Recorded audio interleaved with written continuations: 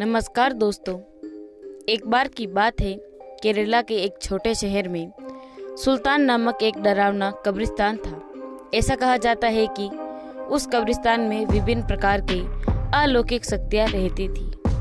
एक चांदनी रात को राधा, सीमा और बंटी तीनों दोस्त कब्रिस्तान के किनारे एकत्रित हुए।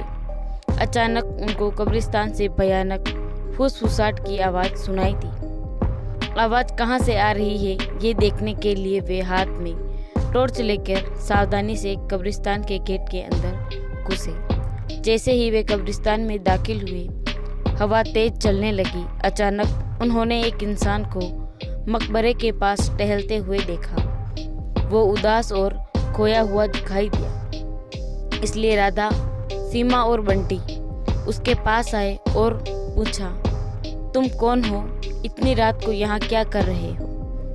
तो उसने जवाब दिया कि मैं एक आत्मा हूँ, मेरा नाम अकबर है। अकबर ने उन्हें भयानक अभिशाप के बारे में बताया जो इस कब्रिस्तान के सभी आत्माओं को परेशान करता था। हर रात एक प्राचीन चुड़ैल जागती थी और कब्रिस्तान पर जादू करती थी और अकबर जैसी मासूम आत्माओं को अपने वश में कर लेती और उन्हें ज़्यादा से ज़्यादा परेशान करती थी।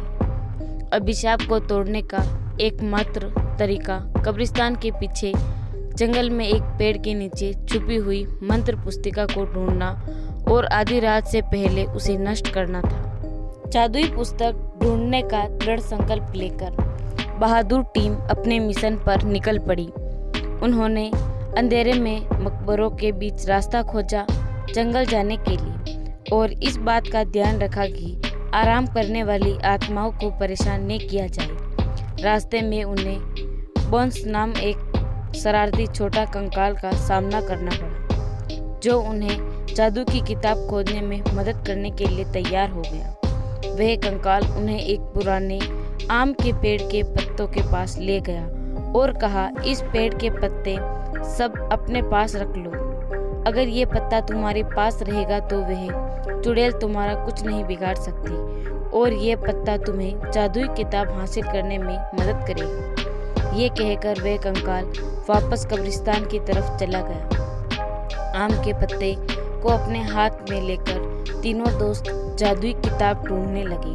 बहुत ढूंढने के पश्चात जंगल में एक झील के अंदर उन्हें चमकता हुआ कुछ दिखाई दिया गया। बंटी को तैरना आता था तो उस झील में वे अंदर जाकर चमकता बॉक्स ले आए। जैसे ही आम के पत्ते को बॉक्स के ऊपर रखा, वह बॉक्स खुल गया और चमकती हुई जादुई किताब बाहर निकल आई। आधी रात करीब आते ही वे तीनों अपने हाथ में जादू की किताब लेकर श्राप को तोड़ने के लिए कब्रिस्तान की तरफ बढ़े।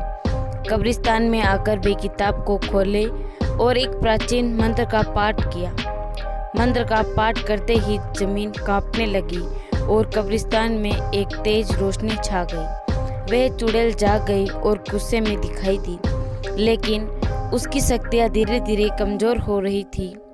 उसने राधा, सीमा और बंटी को जादुई किताब पढ़ने के लिए रोका और अपनी जादुई शक्ति का प्रयोग किया, लेकिन उन तीनों पर कोई असर नहीं हुआ क्योंकि तीनों के पास आम के पत्ते थे जो उनकी रक्षा कर रहे थे। अब चुड़ैल की धीरे धीरे शक्तियाँ खत्म होने लगी और एक समय में सारी शक्तियाँ खत्म हो गई और चुड़ैल भस्म हो गई। इसी तरह राधा, सीमा और बंटी ने कब्रिस्तान में फंसी हुई आत्माओं को मुक्त किया और कब्रिस्तान में फिर से शांति छा गई। तो दोस्तों, आपको ये डरावनी कहानी कैसी लगी कमेंट करके ज़रूर बताएं और दोस्तों वीडियो को लाइक कर दीजिए, चैनल को सब्सक्राइब कर दीजिए। धन्यवाद।